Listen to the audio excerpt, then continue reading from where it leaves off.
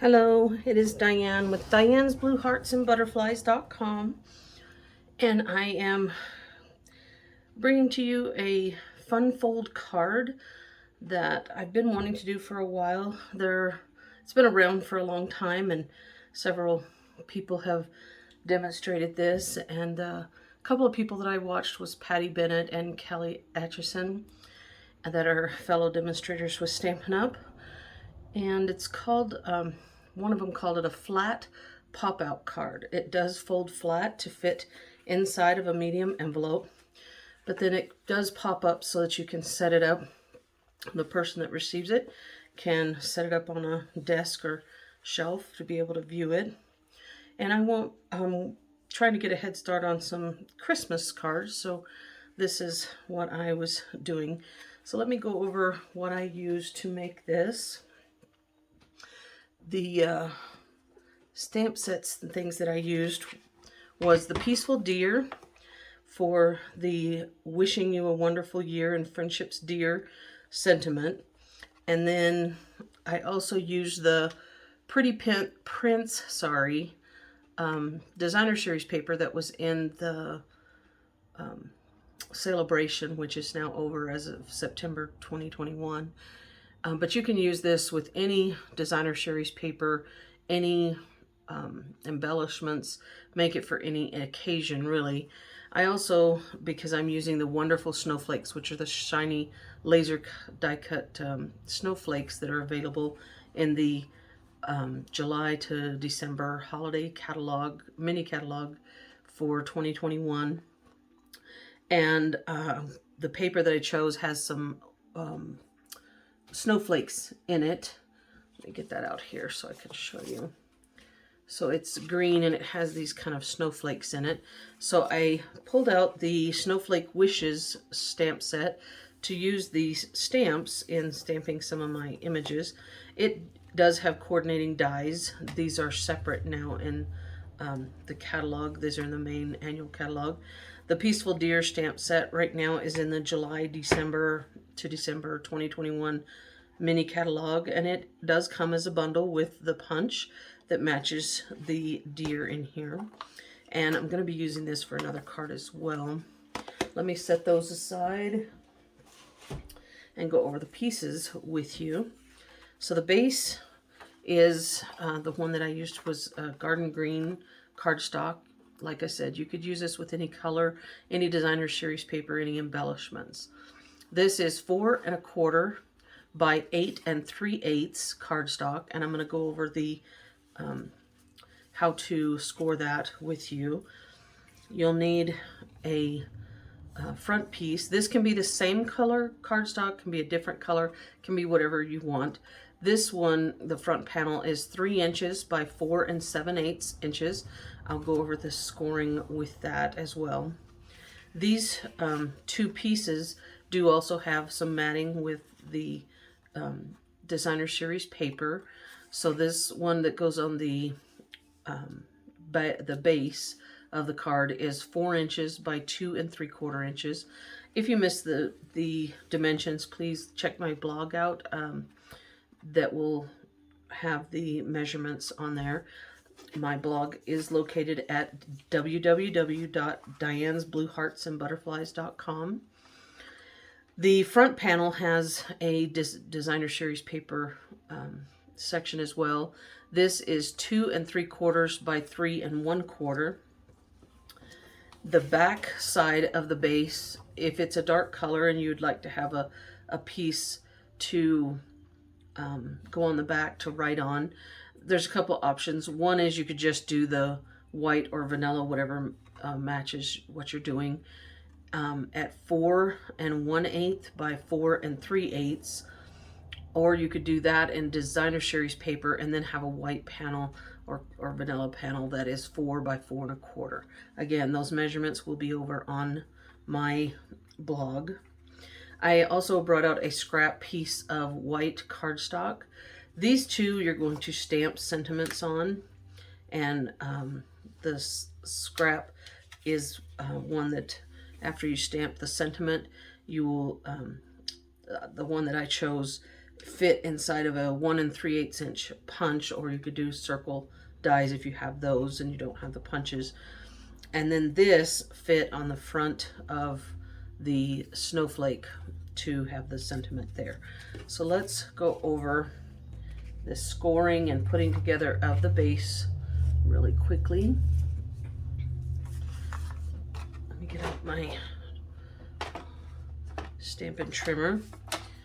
Now, on this, I am right-handed, so I do tend to do some things on the right-hand side of the cutting or scoring track, because then it gives me more to hold on to with my hand. So the first two of these scores I'm going to be doing on this side, but you could do it on a scoreboard anywhere you want.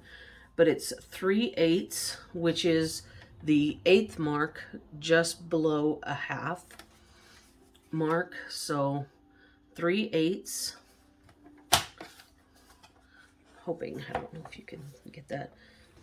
3/8, and then 1 3/8, which is again the 1/8 mark below the 1/2 inch. And then I'm going to just turn it around so that I can continue. So you have 3/8, 1 3/8, 2 7/8, which is the 1/8 mark just before the 3, and then 3 7/8, which is the 1/8 mark just before the 4. So that's all of the scoring on that one. Now the front panel, we're going to score this at 3/8 and 1 3/8. Okay, move that out of the way. Now I'm going to fold and burnish all of the score lines. And then this is the one that is going to fold over the front. And then this one is actually folding and coming forward to create the little box.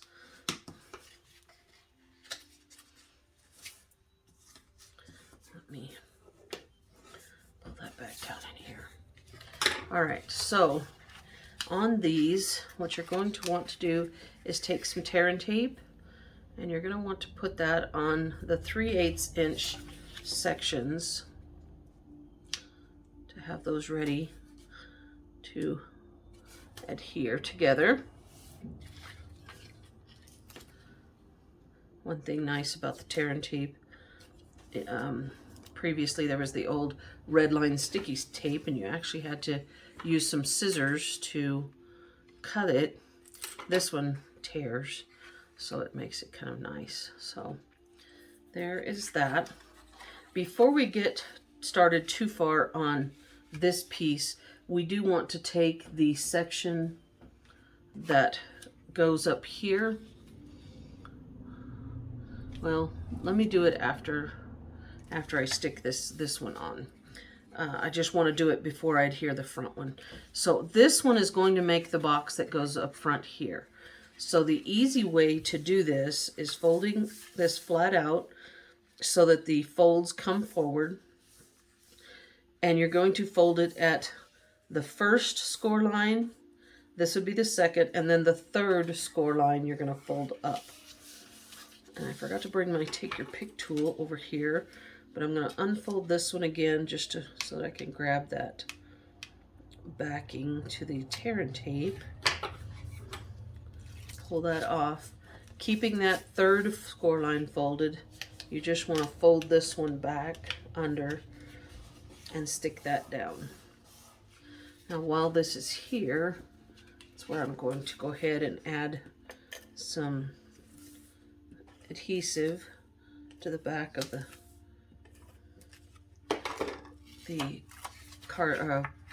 designer series paper.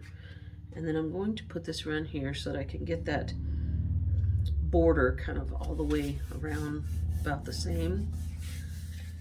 And now we're ready to adhere this front part on. So what you're going to do, so this one we had folded it down this way, this is the flat, and it'll fold back up to create that box. But you want to lay it back down flat. You're going to want to line this bottom furthest away from the score lines up along the bottom of this score line here. And then you're going to want to eyeball it, or if you want to measure it, you can. Just kind of get it centered along there. And then again, you're going to take the backing off of the tearing tape. See if I can get up under there and get that. There we go. And then holding this bottom part, you'll just fold this piece under and stick that down right there. Then you can pull this piece up, and you can use either tearing tape or just your adhesive. And then while this is still laying out flat, you'll fold that piece where the 3/8 inch score line is, and then lay this one down and adhere that. And then when you fold it up, they both come up. And then we're going to go ahead and take our other Designer Sherry's paper, and we will add some adhesive. I'm using the Stampin' Seal. So I'm folding this all the way back out so that I can get a good look at this section, and kind of put that where there's a little border around that. And then that's basically this front part. Now, let me kind of go over these other two pieces. What I did was to just do some stamping on here. I think I'll leave this piece because I've already stamped a piece, but I did want to kind of show you. It's always nice to have a piece that is bigger, larger than what you're going to either die cut or punch it out, and then do this in the middle or away from the edges far enough so that you can have plenty of room to use the punch. Now, because this is a smaller piece of scrap, I do take a Post-it note and put across the edge of that paper. And then, since it's with punches, you generally turn those over so that you can kind of see through. And you'll line that up so that it's kind of even. And then you'll punch that out.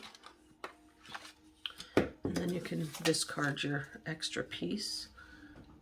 And then I did go ahead and I stamped a sentiment, and I used those snowflakes and stamped around. And I did 1 and 2nd generation stamping. It's all garden green, but these look like a lighter shade or a lighter green, but it's just the same green. I just stamped it again. So let me finish putting this piece together and get it all so I could show you. So this piece will go on the back. I could have added a layer of Designer Sherry's paper, but I just wanted to have a larger piece on the back where I could write on it. And then making sure that this is, of course, the right side up. And then you'll put this piece right in here.